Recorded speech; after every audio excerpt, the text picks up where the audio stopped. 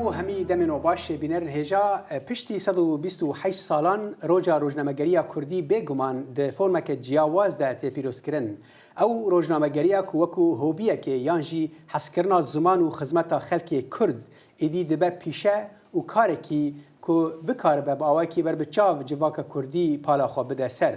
لێ براستی ئارمانجاوێ هەر وەکو خۆمایە لێکولین و vەگوهستنا ڕاستیە بۆ جڤاکێ به نفشان روزنامه‌وانین کرد لعنیین پیشینن شوپاندنا بویر و چیروکان دا سکینین ل پاش ناونیشان و کامیرایان راستیه که کورتر هیا گلک روزنامه‌وانین کرد هنجی دبن فشاری دا به گهشتنا سینوردارا چافکانیان آستنگیین سیاسی و گفن اولهی را روبرو دمینن اما ایرو دوی برنامه تایبت دا سینورین پیروزباهی تدباس بکن و رونیه بدن سر دجواری قربانی و ویراکیه که روزنامه‌گریه کرد نشان داده. اما هر وها رونی بدن سر کماسیین که درو پیش دکن. به دوی برنامه ده به من را افکارم بفراو نوری مرایه گلک سپاس بود باشتر بونه تا بفراو و هر وها افکاری ما سیروان قچو جیب مرایه. سیروان پشتی 128 سالان چه روزنامه‌گریه. ام دزانن روزنامه‌گریه کردی چاوا دست به بود بهتری 128 سالان بری. روجا ایرو تدبیجی او ده چه آستی دیه؟ گلکس باز صالح یعنی صدی صد وقت تجید پیش گوتنا خود گوت گلکسی نور هاتنه در باز کردن جبری 128 سال وقتا کو یکم روزنامه کردی کردستان هات دامزراندن یا هات وشاندن حتی روجا ایرو امکارم بیشن چند قناق دیر در باز مو قناقین کو حتی راده که سینورین يعني فيزيكي لسر عردش كاندن جبر جوهرتنا روشا كردا ودهمان دميدا جبر بيشكتنا تكنولوجيا يجي يعني دو سي قوناغين سركي هنكو يك كار بيجا روجنامه‌گریه كردي تدر باس بو روجنامه‌گریه كو لغور وي دمي روجنامه ك لغور امكانو و جافكانين خوبو و بله و پشتي وي بو روجنامه‌وانيه ك حزبي لديس دوي چارچوي دما حتى نها تفي بيشكتنين قوناغين بيشكتنين كو هم د ميديا جهاني ده وهم جي د تكنولوجيا نو ده درباس بون صدي صد روشا سياسيه كو لكردستان چه بونه گوهرتنين سياسي سر عرده بتايبت د 30 سال داويده افگش سدمه کو ادي نها گوتو بيجا گو ازوتو بفراو دكن و صدي نا او گوتو بيجا گو بلكي بري 40 سال يا بري 5 سال هات باكرم شتي ديجي تايبت و او روشا كردان ده هي او كرد لسر 4 ولاتان دابش بونه ودما كل سر 4 ولاتان دابش دبنجي زمان نوار ولاتان تيغ هرتنو زمان روزنامه‌گریه كردجي يان بتمامي تيغ هرتن يان جي دكوي بن باندور وان زمانان افجي يعني رولك جرينج درباري پیشکتن یانجی لاوازی روزنامه‌گریه کردی ادریزه مهرن علی روجهلات بفرو خان تج بشه روجهلاتی روجا ایرو یانجی جبری دجی حتی روزنامه‌گری ل روجهلات بچه اوایی بو یعنی تشتکی پیشه‌ای بو تشتکی وکی هوبیه که بو چا بود کاری هنیک چی مرا بیجی صالح راستیکت به باجارک پیش مشتک خود زانی لکاتک ام بونا ام یاد خریک بره و دچکا لإيران خو خەریکە دەچێت بۆ ماوەی بۆ پێ خاتە 4 مانگ ئینترنت و تۆڕەکانی پەیوەندیکردن بە هەموو شێوەیەک پچراوە دەسڕاگەیشتنیان نییە خەڵک بە بچووکترین زانیاریەکان و هەواڵە و شتانە جا با بزانین ئەمە بە نسبەتی کوردەوە وەکو نەتەوەیە کە هەمیشە لەلایەن وڵایەتێکی وەکو ئێران و پێش کۆماری ئیسلامیش سەرکوتکراوە دۆخەکە بێگومان زۆر تۆختر سەرکوت دەکرێت بەڵام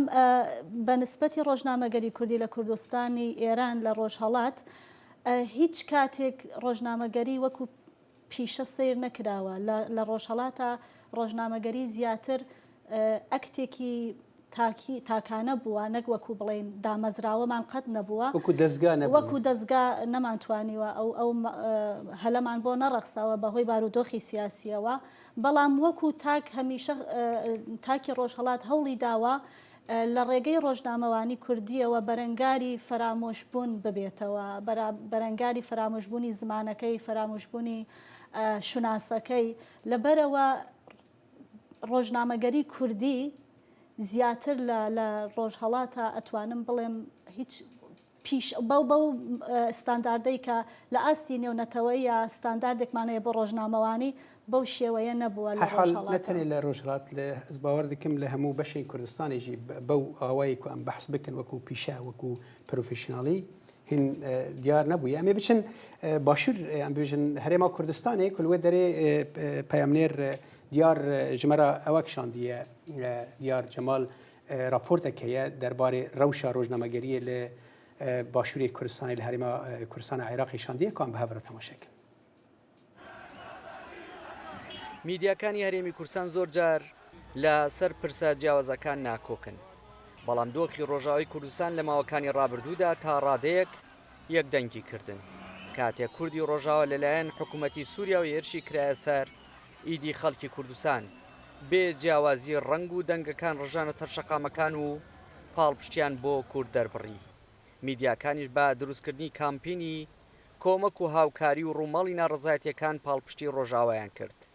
چی لە بابەتی ڕۆژهەڵات چی لە بابەتی ڕۆژئاوا کە لە ڕابردووە دوو کێشەی دیار بوون بۆ کوردان میدیا ڕۆڵێکی کاریگەر و بەرچاوی هەبوو کە توانی دەنگی هەر چوار پارچەی کوردستان بگەێنێت و وڵاتانی دەرەوەش لە دۆزی کورد ئاگادار بکاتەوە. دیارە لە ئێستادا میدیای کوردی بەڕاستی ئەتوانین بڵێین بەرچاو بە ساڵانی ڕابردوو لە دۆخێکی خراپدا نییە لە کۆمەڵێک پرسی نیشتیمانی و نەتەوەیی کە ڕوبەڕووی هەرێمەکەمان بۆتەوە ڕوبەڕووی نیشتیمانەکەمان بۆتەوە ڕۆڵێکی باشیان گێڕاوە لە هەندێک لە پرسەکاندا بە جیاوازیە ڕەنگەکان بەڕاستی بە جیاوازیە دەنگیەکان یەک بوون بۆ ئەوەی کە بتوانن ڕێگشتی و ڕای جیهانی دروست بکەن توانیویانە لۆبی دروست بکەن. بەڕاستی باسی ڕۆژئاوامان کرد. ڕۆژئاوا یەکێک بوو لەو نمونانەی کە هەموو نەک بە تەنها میدیا و کوردی خست کە ئەمەش میدیا ڕۆڵێکی گەورەی لێگێڕا بەڕاست. بە گوتەی بەشێک لە ڕۆژنامەوانان گەر میدیا نەبووایە ناڕەزایەتیەکان نەدەگەشتە کۆمەڵگەی نێودەوڵەتی و دۆخی کوردی ڕۆژئاواش گۆڕانکاری بەسەردا نەدەهات. ڕێخەری سەنتەری میترۆ سەرباری دڵخۆشبوونی لەبارەی بەرەو پێشچوونی میدیا لە هەمان کاتدا ڕەخنەی لیان هەیە. میدیا وەکو سوپایەکی یەدەک تەماشاکرێ ئەم سوپایە ئیتر شەڕ ئەنواع شەڕیان بۆ کە یەکێ لەو شەڕانە لەو کاتە بوو دروستکردنی ململانەیە لە بینی سلێمانی و لە بینی هەولێرە لە بینی فڵان کەناڵ و فڵان کەناڵە کێ زۆرتر بۆ ڕۆژاوا و بۆ ڕۆژهەڵات بڵین هاوکاری و کۆمەکەوە کاتەوە کێ کەمتر. قەسەکە ئەوە نییە. قەسەکە بۆە هەمومان یەک گوتارمان هەبواە بۆ ڕۆژ ئاوا یەک گوتارمان هەبواە بۆ مەبدەئی تەوزیعکردن یا مەبدەئی کۆکردنەوەی کۆمەک و تەوزیعکردنیشی هەتاکو بەشێکی سەرەکی ئەو ناڕەزایی و خۆپیشاندان و ئەو هەیەجانی کە دروست بوو کە بە کەرنەڤاڵی ڕۆژئاوا ئەیناسێنین خۆشبەختانە بەشێکی سەرەکی کاریگەری میدیا بوو لەبەرەوەی میدیا هەموو ناکۆکیە ناوخۆی و حیزبی و سیاسەکانی وەلانە لەبەروی خەمەکە زۆر گەورەتر بوو لەوەی کە جارانی تربینی ومانە خەمەکە پەیوەست بوو بە بوون و مان و شناسی نەتەوەی کوردەوە لە ڕۆژئاوا. نیشتیمان و نەتەوە هەمیشە پێویستی بە گەیاندنی دەنگە لەبەرەوەی ئێمە نەتەوەیەکی بەش بەشکراوی نەتەوەیەکی ئەگەر دروست بێ بڵێن بندەستین لە نێوان سەردەستانی ناوچەکە لەبەرەوە گرنگەکە هەمومان پێکەوە ئەو کارە بکەین خۆمان بە بەشێک لە خاوەنی دۆزەکەەوە دۆخەکە بزانین کە هەیە. لە ساڵڕۆژی ڕۆژنامەگەری کوردیدا ڕۆژنامەوانان ئومێد دەکەن بۆ لە مۆلا وەک چۆن میدیاکان بە یەک ئاراسی نیشتیمانی بۆ کوردی ڕۆژاوە کاریان دەکرد بە هەمان شێوە لە هەر پرسێکی پەیوەندیدار بە کوردەوە بە یەک ئاراستە کار بکەن و ناکۆکیە سیاسیەکان کە ڕنگدانەوەی لەسەر میدیاکان هەیە وەلاوە بنرێت. دیار جەمال دەنگی ئەمریکا سلێمانی. بەێ سیروان ینی باڵکێشە بەفراو ینی ئەم دبینن بۆنەیاندا جارنە تدبیژی ها ئەو گۆتارە یەکگرتیە دناڤ ڕۆژنامەگەریە کوردیدا خویا دەبێ لێ هەندێک وەختی دندا ڕەنگە هەندێکی لاواز دەبێ و ئەم بدن بەرچاوان وەک راپۆرتە دیار جەمال نیشان دەدا و هەرێما کوردستانی وەکو ناوەندێکە ji bo rojnamegeriyê wekû tecrübeya destpêkê wekû desthilatdarî jî li wir heye roja îro çawa ye em wekû li Emerîkayê em çawa bi çi çavî lê dinir wekû roja me van يعني هەگەر نمونەیە ڕۆژاوا بکاربینە ئەو کریزا گۆ ڕۆژاوا چێبوو بەری چەند مەها قۆناغێکی گرنگر دەرباس بوو بڕاستی ینی لێت نەڕە گەلە کەسێن چاودێر بتابێت ئەوێش دەرەوە گۆ ڕەوش شۆپاندن دیتن گو بەلکی ئەڤایە ببە دەرفەتێک کو ئێدی ڕۆژنامەیەکە نیشتیمانی ڕۆژنامەگەریەکە نیشتیمانی لەسەر ئاستا کوردستانی چێ ببە و حتا دەمەکێ ئەو یەک بوو دقا و گەلک تشتێن کووردە دقاک و ئەو کریز بداوی بوو و پشتی وێ مەسەلا ڕۆژەڵاتی دەست پێ کرد و هاتە پاشگو خستن ئێدی هەرتش بەگەریاوک بەرێ دیسی ناکۆکیên حیزبا لەسەر ئەکرانان و لەسەر پێجان و لەسەر جهێدن یاردبوون تەڤی گۆ باشوور تایبەتمەندیەک وێ هەی ساڵح وەک تەژی گوت ینی باشوور نها ji ber got دەسەڵاتێک هەیە حتا ڕادەیەکی ئازادیەن کۆل باشوور هەنە لە ڕۆژهەڵات و باکوور و بە ڕۆژهەڵات پەیدا نابن ڕۆژنامەوانان ینی ڕۆژنامەوانی پارچەیەدن کوردستانی لور هاتن و کۆمکردن لێ هەگەر پرساتە ئەو بە بوویە ناوەندێک ji بۆ دامەزراندنا ڕۆژنامەگەریەکە نیشتیمانی ئەس بێژم نا ji ber got hênjî wekû gomejî behs kir ji çarçeweya xwe ji qalbê xwe hizbî derneketiye yanî heta ew dezgehên kokarî bûn Kurda rojnamevanê Kurda li cihekî kom bikin dîs jî ne bi gotareke yekbûyî niştîmanî li van dinere yanî dixwazî bibêjî ku pirsgirêk di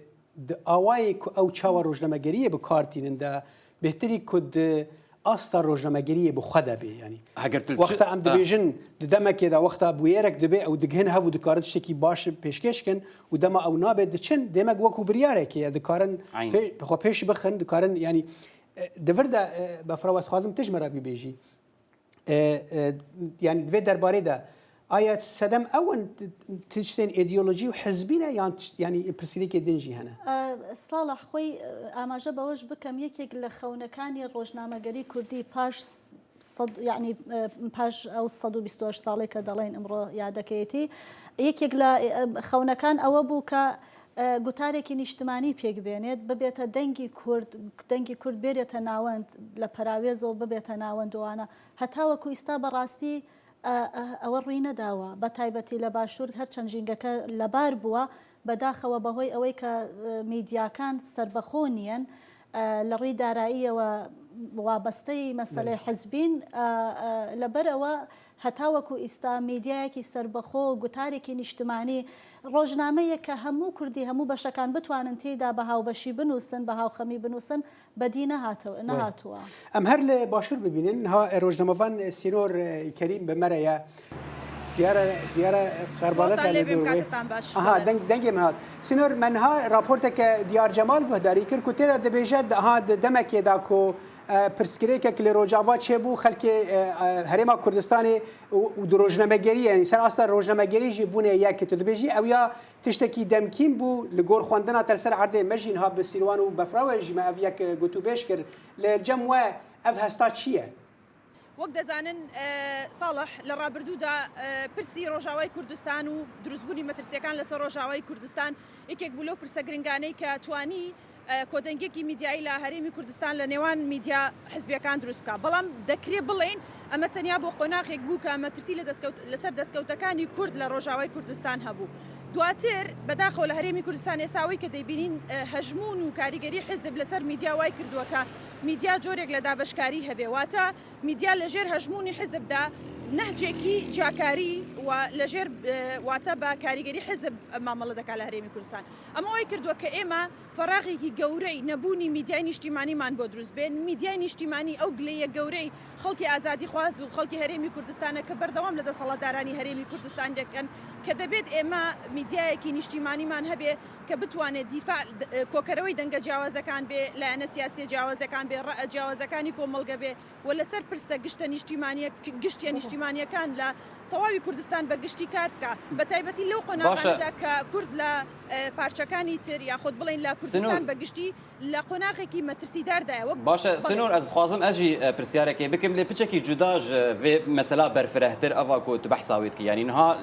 li demekê digot ev bûyerên herêmî ev rodanên herêmî li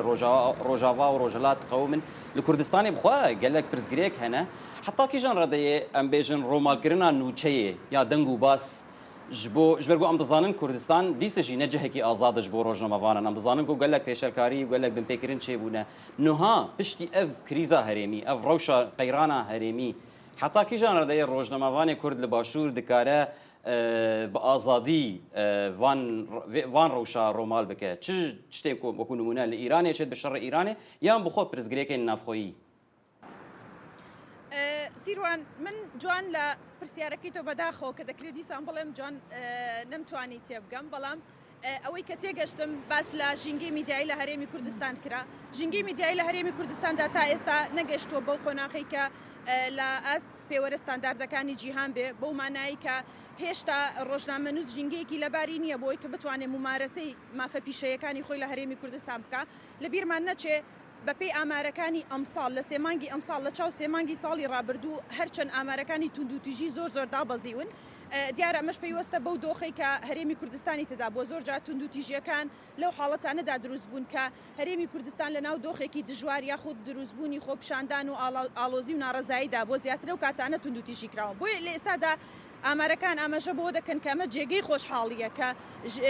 سرە ڕایگلەیەکان لە هەبوونی ژینگەی نەگونجانی ژینگەی میدیایی لە هەرێمی کوردستان بەڵام ئامارەکان زۆر دابەزیون لە بیرمان نەچێ ئەمە دەلالەت لەوە ناکا لەلایەن لە لای ڕۆژنامەنووسان کە هێشتا ئێمە دەتوانین بە ئازادانە کاری میدیای خۆمان لە هەرێمی کوردستانە بکەین لەژێر مەترسی لەژێر هەڕەشەدا نەبین بیرمان نەچێت چەند ڕۆژێک بەر لە ئێستا یەکێک لە ڕۆژنامەنووسە دیارەکان لە هەرێمی کوردستان جارێکی تر سزای 3 ساڵ زیندانی بۆ بڕایەوە سنوور ئەمەوێ و پرسیارە بکەم وەکو ژنێکی ڕۆژنامەوان لە هەرێمی کوردستان پێم خۆشە ئەزمموی خۆتمان بۆ باسکەی لە ڕێگەی ئەم تریبوونەوە ئایا ئەو پێشێلکاریانە کە بەرامبەر بە ڕۆژنامەوانان دەکرێت لە هەرێمی کوردستان بە نسبەتی ژنانەوە هەمان ئەو پێشێلکاریانە با بڵێن یەکسانن یا وەکو جیێوازن یا ئاستەکەی زۆرتر و تۆخترە بە نسبەتی ژنانەوە بەفراو خۆشبەختانە ئێستا وازەح تێگەشتم لە پرسیارەکەی جەنابەت لە ڕاستیدا یعنی ئەگەر دۆخی هەرێمی کوردستان بە گشتی باس بکەین یاخود دۆخی ڕۆژهەڵاتی ناوەڕاست کە دۆخێکی پر بەردەوام لە کێشمەکێشم و ململانەیە بۆ خۆی ڕۆژنامەنووسان بەرکەوتەی یەکەمی هەمیشە لە هێڵی پێشەوەی مەترسیەکانن لەبەرەوەی کە بەرکەوتەی ڕاستەوخۆیان لەگەڵ کێشەکان لێخود لە دۆخە ناهەموارەکاندا بەرکەوتەی ڕاستەوخۆیان هەیە بەڵام بە دڵنیاییەوە ئەگەر کاریگەری ئەمە لەسەر پیاوان واتە ڕەگەزی نێرینە بە جۆرێک بێت لە کۆمەڵگەیەکی باوی تەقلیدی کلاسیکی وەک هەرێمی کوردستاندا کاریگەریەکان زیادەترن بۆچی چکە دیدگەی کۆمەڵایەتی هەرێمی کوردستان هێشتا دیدگەیەکی پیاوسالارانەیە بۆ مافی ژن یعنی بۆ نمونە هەموو ئەو ژنانەی کە بۆ پێی کە ژن وەکو ڕۆژنامەوان زۆرترین بەرکەوتێ لەگەڵ کۆمەلگا هەیە زۆرترین دەرکەوتنی هەیە بەردەوام ئەبینین کە ڕوبەڕووی تانە و تەشەر و لێدانی کۆمەڵایەتی یاخود کۆمەلگەی دەبێتەوە لەلایەکی تریشەوە وەکو هەر ڕۆژنامەنووسێکی تری ڕەگەزی پیاو ڕوبەڕووی ئاستەنگەکان لە ڕووی دەسەڵاتی سیاسی لە ڕووی دەسەڵاتی سەربازی لە ڕووی ناهەمواری دۆخەوە یاخود ئەو دۆخە ناهەمواری ژینگەیی کە لە هەرێمی کوردستان یاخود بەگشتی لە ڕۆژهەڵاتی ناوەڕاست بۆ ئازادی مافی ڕاگەیاندن دەستنیشان کراوە گەلک سپاس دکەم ji بۆ دەماتە بڕاستیژت لەسەر ڕێکی دیارە ڕێکە سەرەکەیەژی قەربالغ لە پشت هەیەش بەروێت هەنێکیش پرسێمە تێ نەگەشتی بەس ماشەڵەتە باش بەرسەوامەدە گەلک سپاس بۆ دەماتە زۆر سپاس بەش براستیژی ینی وەکو سنۆرێژی ئانی زمان ڕۆژنامەگەریە کوردی دەشخوا خانمان ڕۆڵە خۆ نەبوو دەستپێکێدا دەمان vەدگەرن ینی ماڵە بەدرخانیان ڕەوشەنێ دەمەکێ ڕەوشەن بەرخوان دەمەکێدا هات شتێکی ئەوژی ینی وەکو پشتگیری بوو بهتری وەکو کاری ڕۆژنامەگەریە بێ ئەم ئیرۆ دەبینن وەک نمونە لە ڕۆژئاوا gelek xanimên rojnamavan hene gelek li derdkevin ji derve yanî ji nava eniyên şer ew raportên xwe dişînin birastî jî ev jî tiştekî balkêş e ku yanî berê li rojava we nebû ew jî tiştek bû ku birastî yek divê li ser rawest yani tiştek ku li rojava weku nimûne çêbû salih yanî xebera te yanî tiştek ku rojnamavanên jin dikirin ku çûn ser çeperên şer li ser sengerên şer tiştê karê ku rojnamavanê mêr dikir ji wan belkî caranek baştir jî dikir yanî niha gelek nimûne hene ku jinên Kurd ne tenê bi dezgehên navxwayî lê bi dezgehên navnetewî û em bêjin bi dezgehên erebî û herêmî jî kar kirin. Va jî tişekî balkêş e ku birastî beşek heta kîjan radeyê civak yan komelge amade ye ku keçikê xwe bişîne û têkeve nav her karî de ku هەمیشە دەستپێکێت گوت ینی بەری 128 ساڵا ژی وەکو کارێ mêran دەهات ناسکردن وایە تشتێکی سەرنجڕاکێشە وەیە ینی بڕاستیژی ئەم ببێژن دەما ئەم ئالیەکی کوردستانی بە ئالیە دەرە دەپیڤن ام دبینن ها او خاله جنه براستی هنی کی روناکه تخوازم تجيني بحث في بکی يعني ام دكارن رخنيه ل روشا روزنامه‌گری بکن دماته بحث رولا جنه روزنامه‌گری دا نجبر کو جنه براستی جی تشتی بالکش پیشکش کرد نجبر ویجی از بجم جمافه جنه کو خو ببینید وی واریده بێگومان ساڵح با بڵێن باسی لایەنە باشەکەمان کرد کە ژنان لەم دوایانەدا لە ناو کوردستانە لە پارچە جیاوازەکانە لە بوارە جیاوازەکانە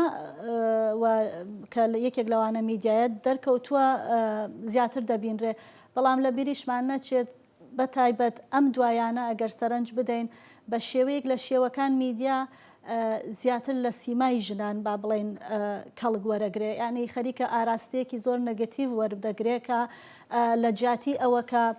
لێکۆڵینەوەی جددی بکرێ باسی جددی بکرێ لە میدیای کوردیا شتی زۆر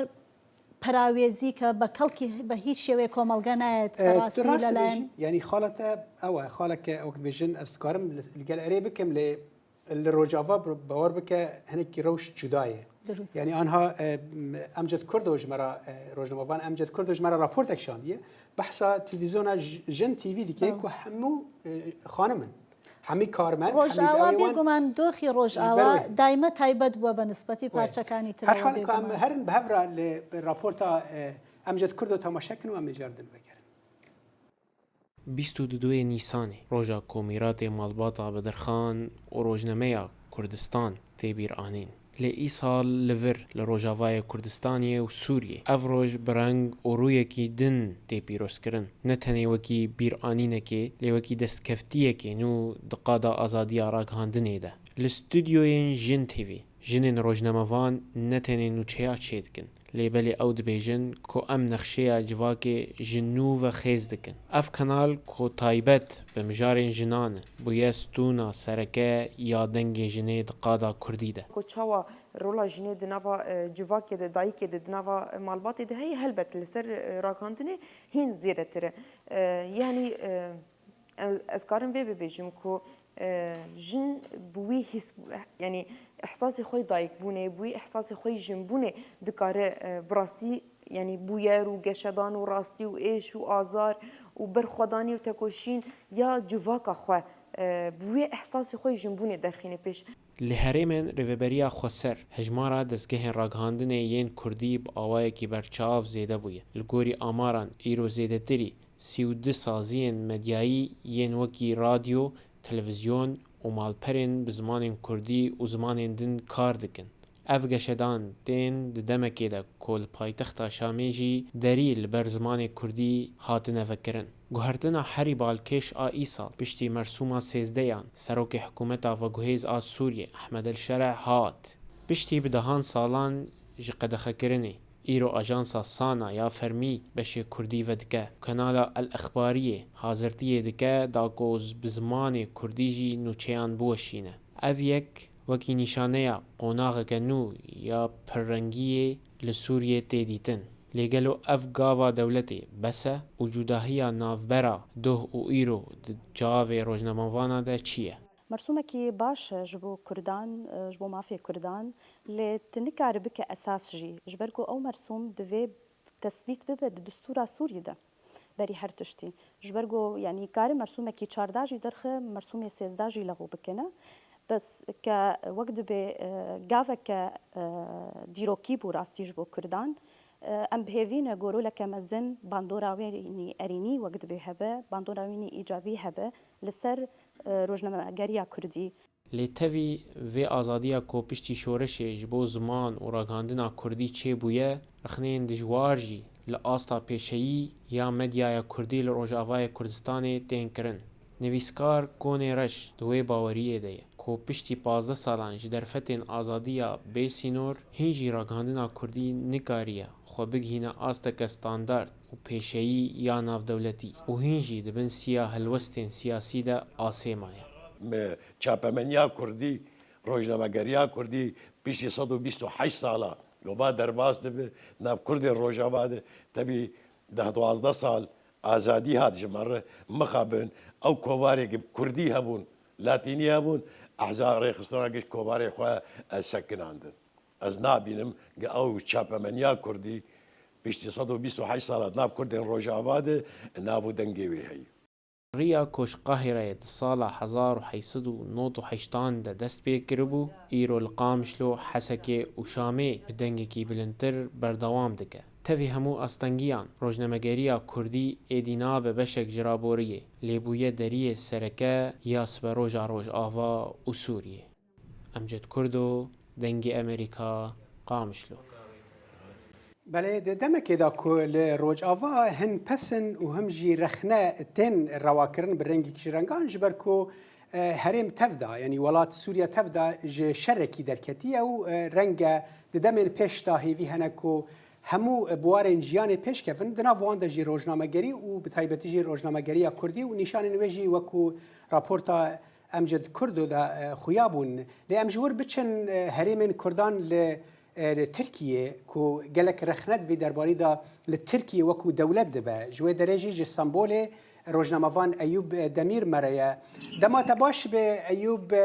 îro di roja rojnamegeriya Kurdî da rewşa rojnamegeriya Kurdî bi giştî û bi taybetî rojnamevanên Kurd li Tirkiye çawa ye Spas arastê îro em dikarin bêjin ku yani ji bo hemû Kurdan rewşeka taybet derdixîne pêş lê bivê nevê mixabîn li Tirkiye li ser rojnamevanên Kurd em dikarin bêjin ku di van rojan da jî dîsa zext û zor derdikevine pêş li gorî hin rapora em dikarin diyar bikin ku nêzîkî 30 rojnamevan ana li tevahiya Tirkiye girtîgehê dane ceza li ser wan hatine birîn nîva wan zêdetir tevahî Kurdin daliyê din da jî dîsa li ser em bêjin rexistinên Kurdaniyê rojnamegeriyê da jî car caran bêtir çewsandin derdikevine pêş têla din da jî bivê nevê evana li ser ragihandina Kurd bandoreka leynî derdixîne pêş lê hêlekê de em dibînin ku hin hewildanên taybet çêdibin lê dêla din da jî li ser ragihandina Kurd da sistbûnî zêde dernakevine pêş ev jî wek nakokiyeka Tirkiyeyê her dem em viya dibînin